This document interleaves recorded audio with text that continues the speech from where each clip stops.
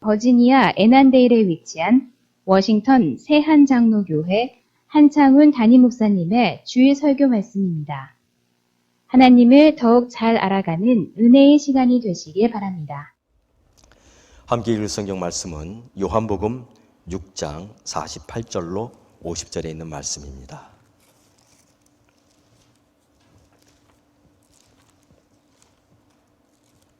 요한복음 6장 48절로 50절에 있는 세 절 말씀입니다. 우리 다 같이 한 목소리로 읽도록 하겠습니다. 내가 곧 생명의 떡이니라. 너희 조상들은 광야에서 만나를 먹었어도 죽었거니와 이는 하늘에서 내려오는 떡이니 사람으로 하여금 먹고 죽지 아니하게 하는 것이니라. 아멘. 오늘은 2011년 마지막 주일 예배입니다. 이 마지막 주일 예배를 준비하면서 저는 한 가지 돌아보고자 하는 생각을 했습니다. 저희가 한 해를 시작할 때 이런 다짐을 했습니다. 어떤 다짐을 했습니까? 옆에 우리 같이 보는 이 표, 우리는 매주 예배 시간마다 표를 함께 외쳤습니다. 모이면 기도하고 흩어지면 전도하고 가정마다 성경을 읽는 교회가 되자라고 1년 동안 매주 외쳤습니다. 모이면 기도하자고 흩어지면 전도하자고 가정마다 성경 읽자고. 오늘 우리는 이 말씀을 한번 돌아보려고 합니다. 제가 연초에 여러분에게 이렇게 말씀을 드렸습니다. 영국에 큰 변화가 일어났던 때가 있었습니다. 빅토리아 여왕 때 어떤 손님이 찾아와서 빅토리아 여왕에게 물었습니다. 영국은 과거에 굉장히 가난한 나라였습니다. 식량 조달도 자체적으로 하지 못하는 가난한 나라였습니다. 그리고 이웃 바이킹이라고는 노르웨이나 덴마크에 있는 그런 바이킹들한테 늘 침략을 당하는 나라였습니다. 그런데 어떻게 해서 이 영국이라는 나라가 이렇게 큰 대영 제국, 해가 지지 않는 나라가 되었습니까? 라고 빅토리아 여왕에게 물었습니다. 그때 빅토리아 여왕이 무슨 대답을 했냐면 저희가 열심히 일했습니다. 저희가 밤을 나처럼 생각하고 열심히 일했습니다. 이렇게 대답한 게 아니고 제임스 국왕이 학자들을 모아놓고 하나님의 말씀을 번역하라고 했습니다. 그래서 학자들이 수많은 날을 노력한 끝에 그 성경의 원어로 되어 있던 성경을 영어로 번역했습니다. 그리고 온 국민이 그 성경을 읽고 그 성경을 사랑하게 되면서부터 저희 영국은 새로운 영국이 되었습니다. 라고 대답했다는 말입니다. 그런 놀라운 역사가 일어났던 것이 1612년이었어요. 1612년. 그런데 그로부터 약 250년이 지난 이후 그 영국의 변화가 어디로 왔냐면 조용한 아침의 나라 조선이라는 나라에 왔습니다. 어떻게 오게 되었습니까? 영국 웨일스 지방에서 자란 토마스 목사님이 중국의 선교사로 오게 되죠. 그분은 원래는 중국에 그냥 선교하러 오신 한 명의 목사님이었어요. 그런데 당시에 한국에는 천주교가 조금 먼저 들어왔습니다. 그리고 박해가 일어나기 시작했죠.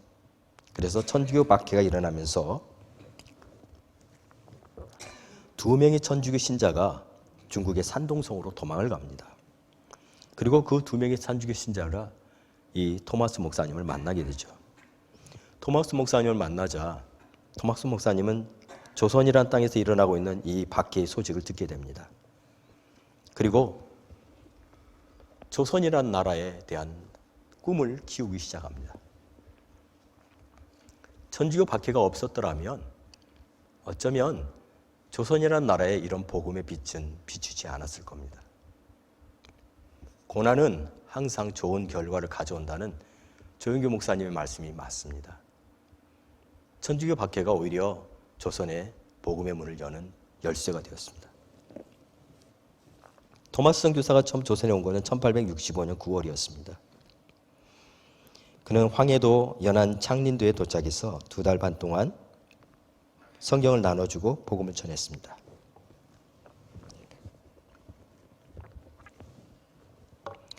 그리고 그가 다시 찾아온 것은 그로부터 1년이 지난 후였습니다. 1866년 7월 제너럴 셔먼호라는 상선을 타고 다시 왔죠. 그런데 그것이 그의 선교의 마지막이 되고 맙니다.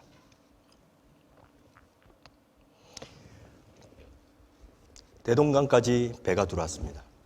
그런데 조선 수군이 화성포를 쏘죠. 그리고 그 배에 불이 붙습니다. 모든 배에 타고 있던 사람들이 내릴 수밖에 없었습니다. 토마스 선교사도 성경을 손에 안고 내렸습니다. 그런데 그의 앞에는 박춘권이라고 하는 퇴교가 서 있었습니다. 토마스 선교사님은 성경을 그에게 한 권을 주고 나머지 성경을 밭 모래사장에 던졌습니다.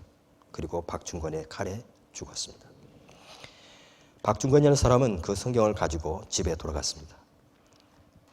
그리고 나중에 안주교의 영수가 됩니다.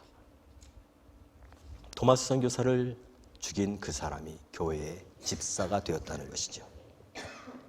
그가 뿌린 복음의 씨앗이 결국에 오늘 한국의 기독교를 만들어냈다는 사실입니다. 하늘의 밀알이 땅에 떨어지면 씨앗을 맺습니다. 중요한 것은 누가 그 씨앗이 되느냐는 것이죠. 오늘 한국교회를 그렇게 만들었던 그 씨앗은 바로 성경이었습니다. 저와 여러분도 이제 이 씨앗을 뿌리고 그 씨앗에 대한 열매를 맺어야 될 때입니다. 출애굽기 16장 1절로 2절에 보면 광야에서 먹은 만나가 나옵니다. 우리 다 같이 한번 출애굽기 16장 1절로 2절을 같이 한번 읽어보겠습니다. 시작. 엘림에서 떠나 엘림과 시내산 사이에 있는 신광야에 이르니 애굽에서 나온 후 둘째 달 15일이라. 이스라엘 자손 온 회중이 그 광야에서 모세와 아론을 원망하매. 이렇게 나와 있습니다. 이것은 광야에서 있었던 만나 사건을 이야기하고 있습니다. 이스라엘 백성들이 애굽에서 나온 지 한 달 정도 됐을 때입니다.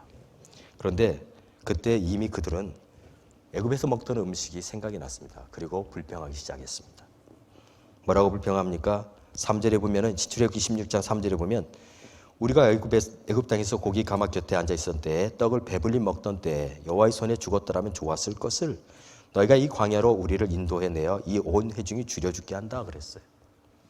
지금 여기에서 우리는 다 죽는다라고 그들은 원망하기 시작했던 것이죠. 그들은 애굽 땅에서 강제 노역을 하면서 고통받았던 노예의 삶을 잊어버린 지가 벌써 오래됐습니다. 오직 그들은 지금 먹을 것이 없다는 것으로 인해서 불평하기 시작했던 것이죠. 모세가 그들을 데리고 나오기 위해서 얼마나 많은 위협을 부렸었는지는 조금도 생각하지 않았습니다. 다만 오늘 그들에게 먹을 것이 없다는 것이 그들의 문제였던 것이죠. 그날 저녁에 메추라기가 내렸고 아침에는 이슬이 맺혔습니다. 그러면서 그들에게 만나라고 하는 하나님이 주신 생명의 떡이 그들에게 주어지기 시작했습니다. 출애굽기 16장 13절로 14절을 보면 저녁에는 메추라기가 와서 진에 덮이고 아침에는 이슬이 진 주위에 있더니 그 이슬이 마른 후에 광야 지면에 작고 둥글며 서리 같은 것이 있다고 성경은 말했습니다. 그 작고 둥글며 서리 같은 것, 그것이 바로 뭡니까? 만나였습니다.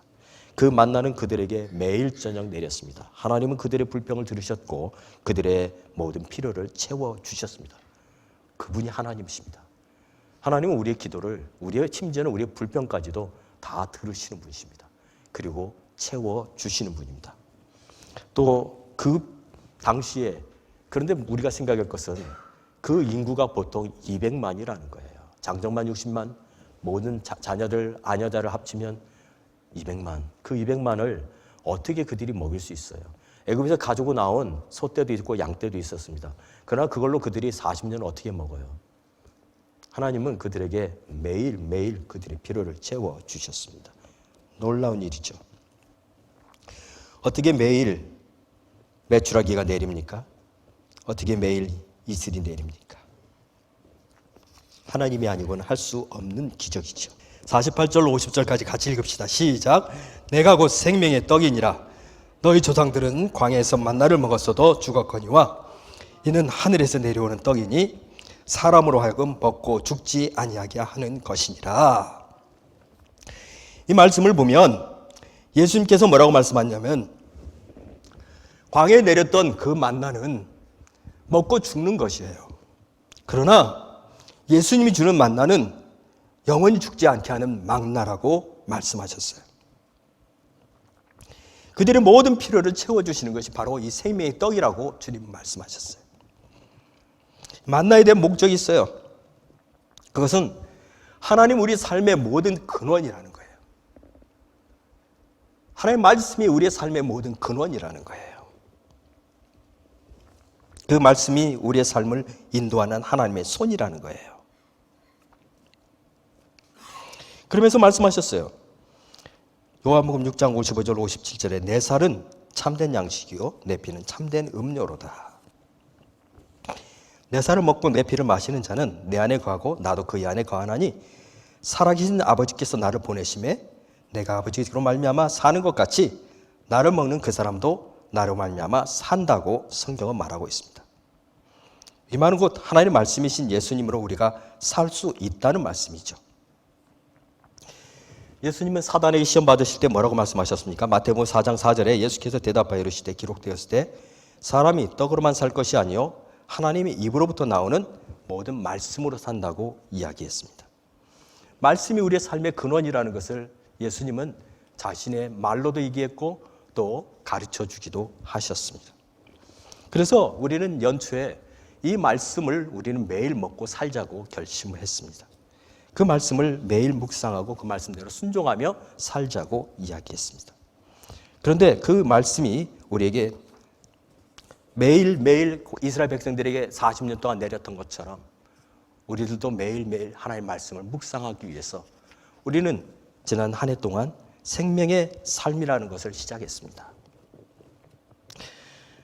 그것이 잘 이루어지기 위해서 세미나도 했습니다. 큐티 세미나도 하고 또 온 교인들이 함께 참여할 수 있도록 그 교재를 저희가 선택을 했고 그 교재로 모든 교인들이 함께 할 수 있도록 새벽 예배도 다른 부문을 택하지 않고 그 생명의 만나를 가지고 생명의 삶을 가지고 같이 했습니다. 또 멀리 계신 분들은 새벽에 오실 수 없기 때문에 저희가 영상으로 그분들과 함께 할 수 있도록 영상으로도 같이 했습니다. 어떻게 하면 이 말씀을 가지고 우리가 좀 더 살아갈 수 있을까? 이 말씀을 가지고 우리가 매일매일 살아갈 수 있을까? 그것을 위해서 계속해서 여러분과 함께 말씀을 가지고 한 해 동안 살았습니다. 왜 그래요? 왜 이런 노력을 합니까? 바로 우리의 신앙은 말씀으로 시작하기 때문에 그렇습니다. 말씀이 쌓여서 우리의 신앙이 든든해집니다. 말씀이 없으면요, 어떤 일이 벌어지는지 아십니까? 말씀과 우리의 인간의 생각은요, 마치 시소 같아요. 말씀이 올라오면은 우리 인간의 생각은 가라앉게 됩니다. 그러나 말씀이 없어지면 인간의 생각이 시소처럼 올라오게 돼요. 우리의 삶을 주장하는 것은 우리의 생각이 아닌 말씀이어야 되는 거예요. 그래서 말씀을 우리는 묵상하는 삶을 살아야만 하는 거예요. 어떻게 하든지 우리 성도님들이 말씀 안에 살기 위해서 한 해 동안 말씀으로 살자고 그렇게 외쳤던 것이죠.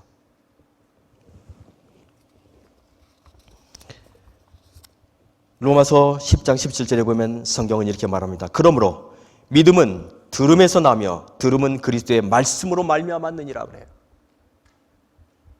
말씀으로 말미암아요. 어디에서요? 그리고 그것은 그리스도의 말씀이라고 해요. 우리의 삶이 하나님 말씀으로 채워질 때 하나님이 주시는 놀라운 은혜가 있습니다. 많은 간증들이 있어요. 하나님 말씀을 따라갈 때 하나님 주셨던 많은 간증들이 있는데 저는 그 간증들을 몇 가지만 모아봤어요. 다 성경에 있는 간증들만 찾아봤습니다. 첫째는요, 말씀은 연약한 자를 돕습니다. 유다왕 여호사밧이 이스라엘 여호람 왕과 함께 모압을 대적하게 된 사건이 있었습니다. 전쟁을 치르고 있는 중이었습니다. 그런데 문제가 생겼습니다. 군사들이 마실 물이 없었습니다. 모든 군사들이 갈증으로 견디기 힘든 상황이 부딪혔을 때 더 이상 전쟁을 할 수 없는 상황이 됩니다. 왜? 물이 없기 때문에. 그때 하나님께서 엘리사 선지자를 통해서 하신 말씀이 열왕기하 3장 16절입니다. 같이 한번 읽어보겠습니다. 시작. 그가 이르되 여호와의 말씀이 이 골짜기에 개천을 많이 팔아 하셨나이다 라고 했어요.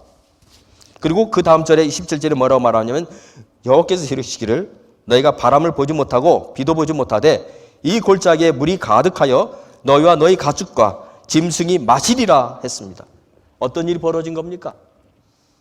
지금 아무것도 없는 곳이에요. 그런데 그 골짜기에다가 개천을 팔으라고 했어요. 이 말씀을 그들이 듣고 순종하면 하나님의 역사가 일어나는 것이고, 그들이 이 말씀을 들었어도 무슨 이런 골짜기에 무슨 물이 나온단 말이야. 순종하지 않았더라면 그들에겐 아무런 일도 일어나지 않았을 것입니다.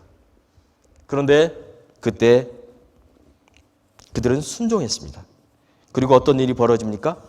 그 다음날 아침에 보니까 거기에 물이 고이기 시작을 해요. 그리고 그 물이 고여서 그 물을 군사들이 다 먹을 수 있게 됩니다. 그들의 모든 필요를 채워주신 것이죠. 그런데 또 한 가지 어떤 일이 벌어집니까? 아침에 일어났는데 모압 사람들이 보니까 어제는 없었던 개천입니다. 어저께는 없었던 물이에요. 그런데 햇빛이 비치면서 그 빛에 그 물이 반사가 되는데 마치 핏빛처럼 보이는 거예요. 모압 왕이 보더니 저거는 핏빛이다. 저 이스라엘 군과 유다 군이 서로 싸웠구나. 그래서 저들이 저렇게 많은 사람을 서로 죽였구나 라고 생각하게 된 것이죠. 그리고는 이 모압 왕이 쳐들어가자라고 말하죠. 그리고 쳐들어왔는데 와보니까 아니었어요. 그것은 개천이었어요. 그리고 이스라엘 군과 유다 군은 아주 철저히 준비하고 있었던 것이죠. 하나님은 그들이 말씀을 순종할 때 하나님께서는 승리를 허락해 주셨습니다. 만일 그때 누군가 한 사람이라도 무슨 그런 일이 일어나겠습니까? 여기다가 이 골짜기에다 개천을 판다고 어떻게 물이 생깁니까? 그런 일은 없습니다. 라고 말을 했더라면 이스라엘은 유다는 결코 승리하지 못했을 겁니다. 말씀을 따라가면 반드시 승리하고, 말씀을 따라갈 때 연약한 자를 하나님이 도우신다는 사실을 우리는 성경을 통해서 배우게 됩니다. 그런데 또 하나는 항상 우리가 말씀을 따라가지만 어떤 때는 우리의 생각이 말씀을 따라가는 것보다 더 강해질 때가 있습니다. 우리의 생각이 말씀보다 더 강할 때는 하나님 아무리 말씀을 주셔도 그 말씀을 따라가지 못할 때가 있습니다. 말씀은 때때로 우리가 하나님의 생각을 모를 때 하나님의 생각을 가르쳐 주기도 합니다. 바로 잡아 주기도 합니다. 우리의 생각을. 어떤 일이 벌어집니까? 역대상 17장 3절로 4절에 보면 이런 하나님의 말씀이 있습니다. 그 밤에 하나님의 말씀이 나단에게 임하여 이르시되 가서 내 종 다윗에게 말하기를 여호와의 말씀이 너는 내가 거할 집을 건축하지 말라 그랬어요. 이 말씀이 무슨 말이냐면 다윗이 이제 왕이 됩니다. 그리고 다윗이 이제 모든 주위의 적들을 다 물리칩니다. 사무엘상 7장 1절에 보면 이게 같은 본문의 사무엘상 본문입니다. 네 주위의 모든 원수를 무찌르사 왕으로 궁에 평안히 살게 하실 때라고 말하고 있어요.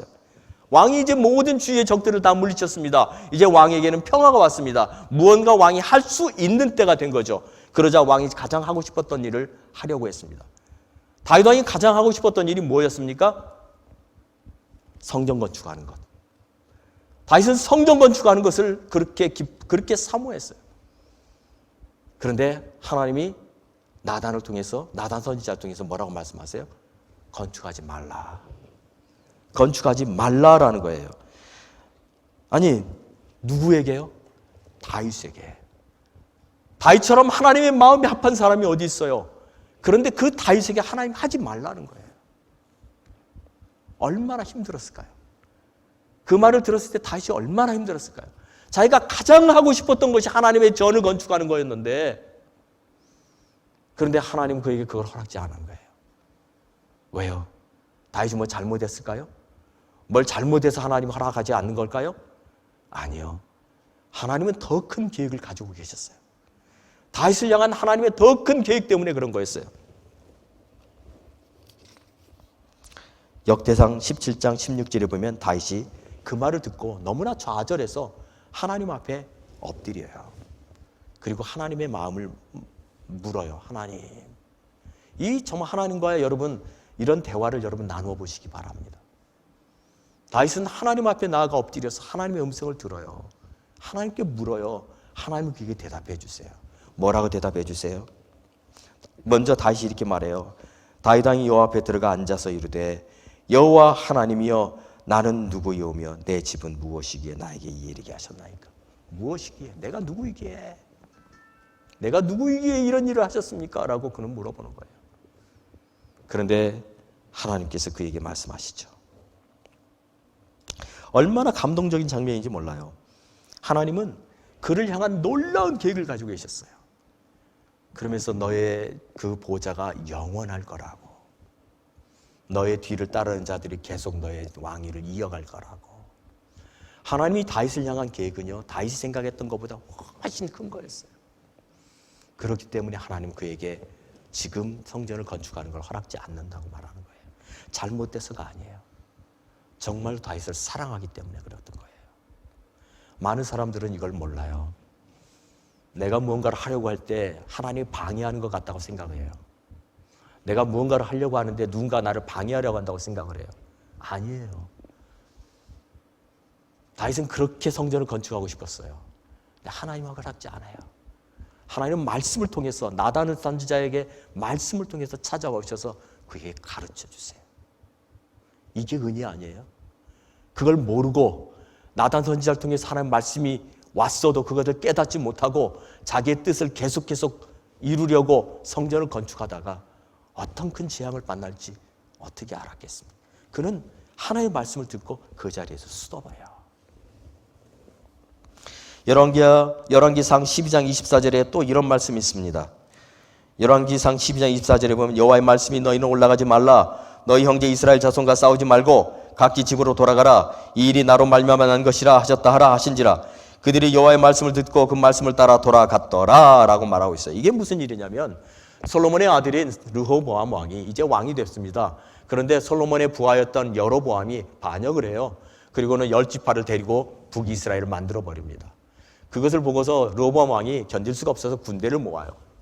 그리고 북이스라엘을 쳐들어가려고 합니다. 그런데 하나님께서 말씀해 주세요. 가지 마라. 그들과 싸우지 마라.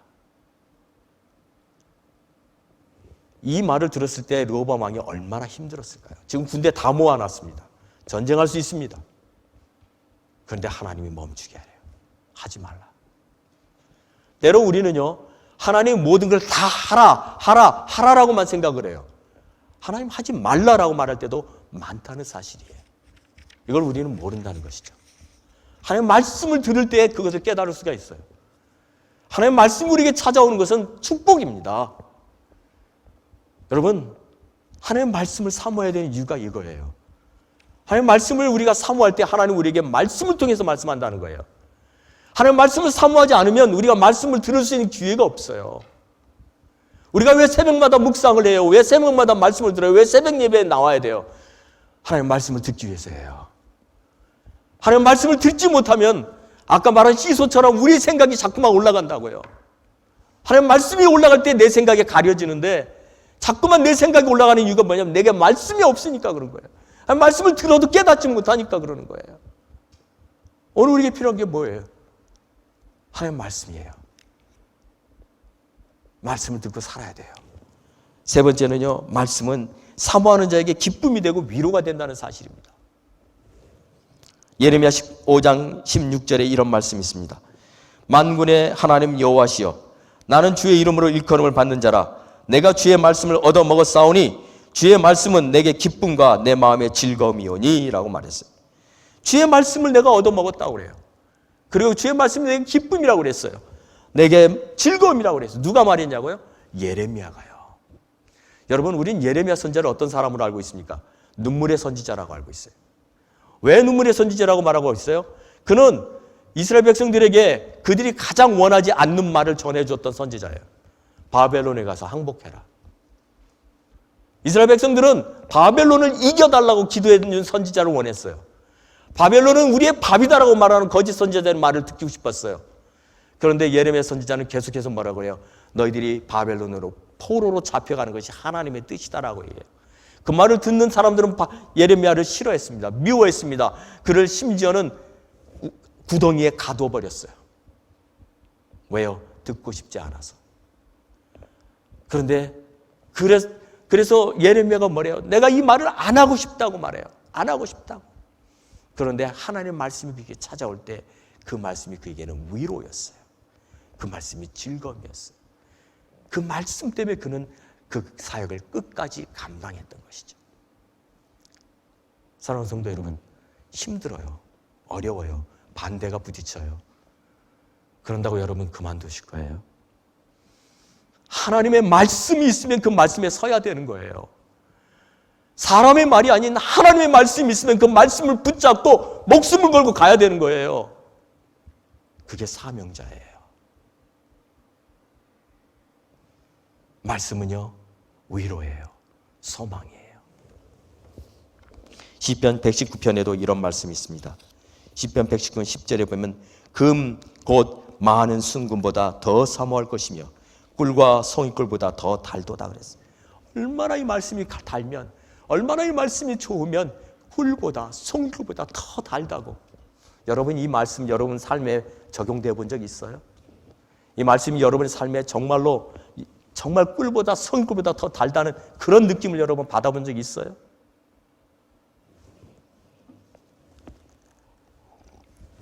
제가 신학교 가기 전입니다. 매일매일 성경을 읽으면서 그렇게 말씀을 앞에 섰어요. 근데 그때 이 말씀이 꿀보다 송이꿀보다 더 달더라고요. 진짜 제 이 가슴에 이 말씀이 감동으로 오더라고요. 어떻게 이렇게 말씀이 단지 모르겠어요. 말씀을 손에서 떼낼 수가 없어요. 아침에 잠깐 그 말씀 잠깐 보고 그리고 또 제가 해야 될 일을 해야 되겠다고 생각을 하지만 손에서 떼지지가 않아요. 너무 꿀보다 송이보다 더 다른 말씀. 그렇게 은혜를 주시면서 하나님 저를 신학교로 인도해 주셨어요. 시편 119편 50절을 보세요. 이 말씀은 나의 고난 중에 위로라. 주의 말씀이 나를 살리셨기 때문이니이다 그래요. 여러분 고난 중에 있으십니까? 말씀을 보세요. 말씀이 위로예요. 고난 중에 계십니까? 주의 말씀이 여러분을 살리실 것입니다. 믿으십니까? 말씀만이 우리를 고난 중에 일으켜 세우십니다. 이제 말씀을 마치려고 해요. 그런데 문제는요, 이렇게 우리가 말씀이 연약한 자를 돕는다는 것도 알고 말씀이 우리가 잘못된 길로 가고 있을 때 우리를 바른 길로 인도해 주는 하나님의 손이라는 것도 알고 말씀은 우리의 고난 중에 위로라는 것도 아는데 문제는 왜 말씀이 우리의 마음에 다가오지 않을까요? 왜 듣는데 가슴으로 오지 않을까요? 왜 말씀을 우리가 매일매일 읽는데 그게 읽는 걸로 끝이고 말까요? 예수님은 여기에 대해서 좋은 비유를 하나 말씀해 주셨어요. 그거는 마음밭이에요. 우리의 마음밭이 어떠냐에 따라서 그 말씀이 들려지기도 하고 들려지기도 않는다고 말씀하셨어요. 마태복음 13장 3절로 8절에 있는 말씀을 우리 다 같이 한번 계속해서 읽어보도록 하겠습니다. 시작.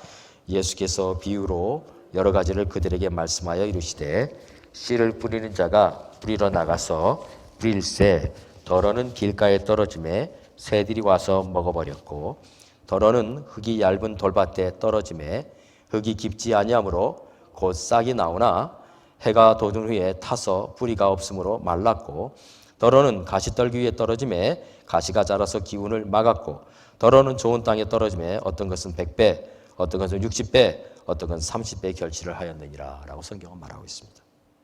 여기서 말하는 것은 우리의 마음밭이에요.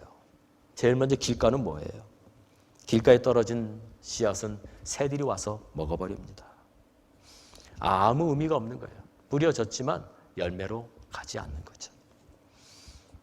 흙이 얇은 돌밭, 흙이 깊지 아니하므로 싹이 나오지만 그러나 해가 돋을 때 다 말라버려요. 또 가시떨기가 우리 그 모든 기운을 막아버려요. 세상의 염려와 유혹이 전부 말씀을 막아버려요. 그러면서 말씀하고 있는 게 뭐예요? 좋은 옥토, 좋은 땅에 떨어져야만 그 말씀이 씨앗이 열매를 맺는다고 하신 거예요. 우리가 말씀을 먹어요. 생명의 떡이신 예수님 말씀을 먹어요. 그런데 그 생명의 떡이신 말씀, 예수님 말씀이 우리의 마음이 좋은 밭일 때만 열매를 맺는다는 사실을 예수님 말씀해 주고 있습니다. 무엇을 해야 됩니까? 우리의 마음밭을 준비해야 되는 것이죠. 아무리 생명의 말씀이 우리에게 들려드려도 마음밭이 열려져 있지 않으면 열매 못 맺는 거예요. 생명의 말씀은요, 마음밭을 바꿉니다. 때때로 우리의 마음밭이 준비되어 있지 않아도 마음밭을 바꾸기 위해서는요, 말씀 앞에 늘 나가 보세요. 그럼 그 말씀이 우리의 마음밭을 바꿔요. 그런데 한 가지, 그 말씀을 사모해야 돼요. 그냥 읽었다고 되는 거 아니에요. 이 말씀이 내 삶을 변화시켜 달라고 기도하고 그리고 읽으세요. 그러면 그 말씀이 우리의 삶을 조금씩 변화시켜 가요. 나중에는 말씀이 없으면 살 수가 없는 사람이 돼요. 그때 하나님 주시는 뜻이 이루어져요. 하나님의 뜻이 하루아침에 이루어지는 게 아니에요. 하나님의 뜻이 이루어지기 위해서는 먼저 말씀이 와요. 그리고 그 말씀이 이루어지면 하나님의 뜻은 반드시 이루어져요. 하나님의 뜻이 이루어지는 거 어떻게 이루어지는 건 줄 알고요? 말씀이 이루어지면요. 제일 중요한 건 말씀이에요. 말씀이 없으면요, 아무리 노력해도 안 이루어져요. 말씀이에요. 이제 한 해를 마치면서 여러분에게 다시 한번 말씀드립니다. 요한복음 6장 48절 50절에 내가 곧 생명의 떡이니라. 너희 조상들은 광야에서 만나를 먹었어도 죽었거니와 이는 하늘에서 내려오는 떡이니 사람으로 하여금 먹고 죽지 아니하게 하려는 것이라고 그랬어요. 생명의 떡, 그분은 우리의 예수님이세요. 그리고 그분의 말씀으로 우리의 믿음은 자라는 거예요. 말씀 앞에 서세요. 다시 성경으로, 가정마다 성경 있는 교회 여러분 되세요. 그러면 하나님 뜻이 이루어져요. 하나님은 우리 교회를 향한 놀라운 뜻이 있어요. 계획이 있어요.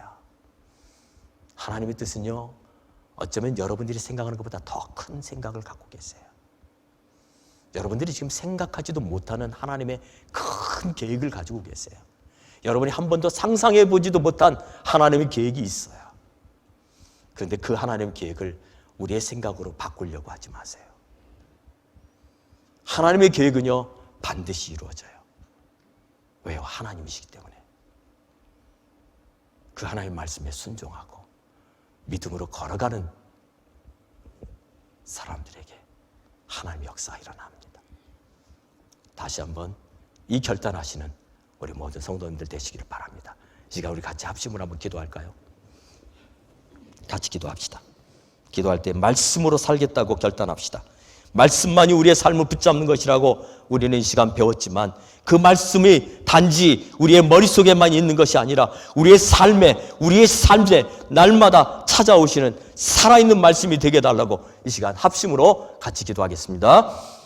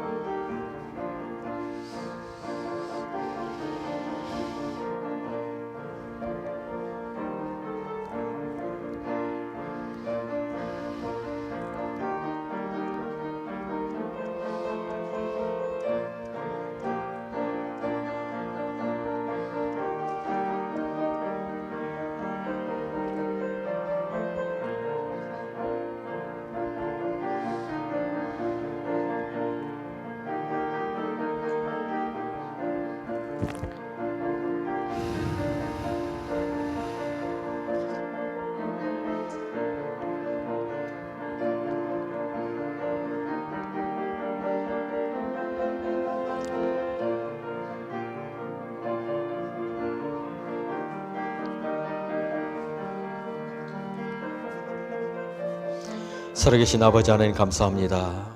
생명의 떡으로 오신 주님, 우리가 말씀을 따라 살기 원합니다.